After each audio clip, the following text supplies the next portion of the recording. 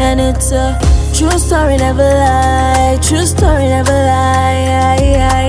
Woman, it's talk when you take over. I do it while I do it bye bye.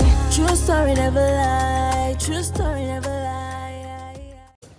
Hey guys, it's your girl and Kama Kawaida. Today our topic is going to be about identity. What is identity? Our identity is usually found in Christ. Who we are and the definition of who we are is found only in Christ. And so that is why when we tend to go out of Christ to look for identities, we get burned.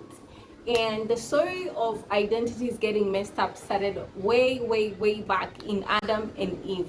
And the biggest mistake Adam and Eve did was actually based in identity. It was wrapped around that. Because when the serpent came, the serpent told them that if you eat this fruit, God doesn't want you to eat this fruit because you're going to look like him. So like you're going to be like God and things like that.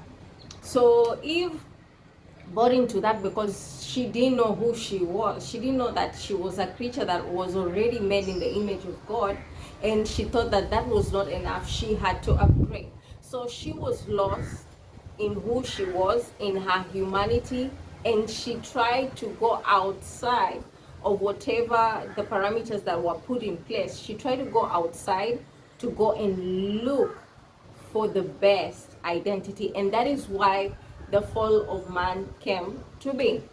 And so most of the time when we are not identified with Christ, we'll tend to go out, look for our identities, and that is where things like zodiac signs come into play. Somebody is going to be like, I'm a Cancer, I'm a Sag, I'm a Scorpio, and we behave like this. Oh, that's why we are angry. Oh, that's why we're bad people. Oh, that's why I have anger issues. Why? Because you went looking for identity in demonic things, and you found the devil when you were looking for the identity. Christ identifies us. Christ is the one who says who we are, and our identity is usually tied with our purpose. It's usually intertwined with purpose. Your identity will also go hand in hand in what you are in the kingdom, what you are in the family, and who you are as your own person, and most importantly, who God says you are, because God says you are his child.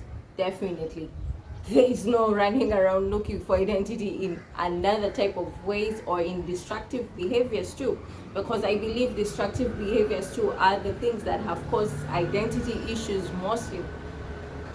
When you are assured in God that you are his child, he definitely downloads for you the purpose and the strategy in which you have to operate in the kingdom.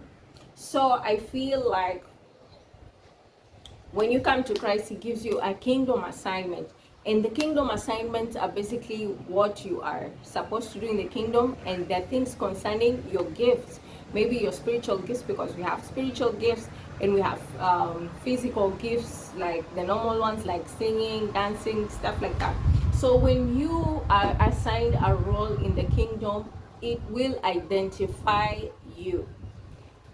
And apart from the kingdom and whatever you have been assigned to do in the kingdom, we also have our families, the roles we play in our families. And let's say you are the curse breaker of the family. Let's say you are the deliverer of your family. Let's say you are the intercessor of your family. You are the, things like that. So you have a role to play in the family as well as in the kingdom, and that is why it will identify you. So most of the time, we as human beings in our worldly form, we tend to look at our jobs as our identifiers, like, oh, I'm a scientist, oh, I'm a nurse. Like when somebody asks you who you are, you almost want to say you are a nurse. What? That is not your identifier. That is what you have come, no, that is what you have studied to do. That is what you have acquired skills and knowledge to do in order to sustain. But purpose is whatever God has put in you to do. And even and these things come out naturally, they're giftings. And even if you're going to study a bit, it's just to polish it, but it's not really like a skill as like you've acquired it like 100%. You get what I'm saying? So identity issues is what most people suffer from, and is what Jesus usually like tries to restore. That's the first thing. When you come to Christ, he will restore, because he knows that the enemy already played around with your identity from childhood. And from childhood, because like the enemy will try and introduce these functions where you are. The devil will try and just bring something that will hinder your purpose, because let me tell you, the enemy has a copy of your life too. The enemy already kind of knows the trajectory of your life, so that's why he usually tries to set up people from when they're young, so like by the time you're in your 20s, 21, 23, you don't even know you're already lost in the world, because you're already traumatized. Maybe you were molested, maybe things just happened to you that were so bad, so you're really trying to nurse your trauma, and you're going to destructive behaviors.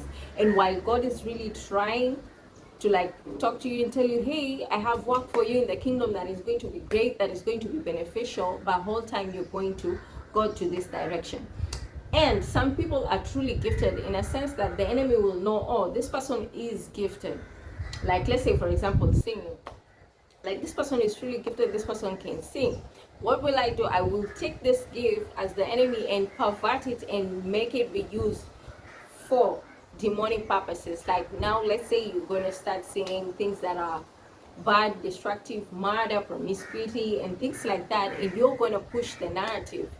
Yet, this gift was supposed to be used for the good, but the enemy came and perverted it through the trauma and every other thing. So that is why we need to be aware and know about the enemy's schemes, and know that the enemy is after identity. That is the first thing. When you are born straight from your mother's womb, identity. And that is why the enemy is going to try and introduce things like rejection, because many people get the wound of rejection straight from the womb. Rejection, many people don't just acquire rejection from outside. It comes straight from the womb. And when we talk about that kind of thing, even Jesus himself went through that kind of rejection. When Herod came, was coming after him. That was sort of that. But let's talk about identity. Yeah, identity is going to be attacked by the enemy. And let's say you have realized what your purpose is, what your kingdom business is, the enemy will still try and put people around who are going to strangle that gifting inside you, that light inside you, whatever God has put inside you. So it is our duty, it is our work to go inside God for identity. We need to know we are children of God. We are more than conquerors. We are who he says we are. We are not who people say we are, because identity is going to be like, girl, I think you're a thought, I think you are this and this, and you start believing those things, and you're like, maybe I'm just a mean girl. I think maybe I'm just this boy or this thing, and then you start believing it. Yet that is not what God said you are. That is what people said you are, or people told you you're this, I think you fit in this, and you went to that direction, forgetting that God was the one that needed to tell you what you should be diving into. So this is the end of this episode. I'd like to see your comments on identity. Holler at me and let me know if you had problems struggling with identity, and I think I'll cover again another arm of identity, because it's such a broad topic and I really just have kidogo time, and subscribe to my channel, share it to everybody, let everybody know God's plans. A whole heap of wisdom, a whole lot of fun thing. Yes, you lose the world, but you gain hit a whole heap of something. What? All of them things work for the good others who loving God in it, who were called according to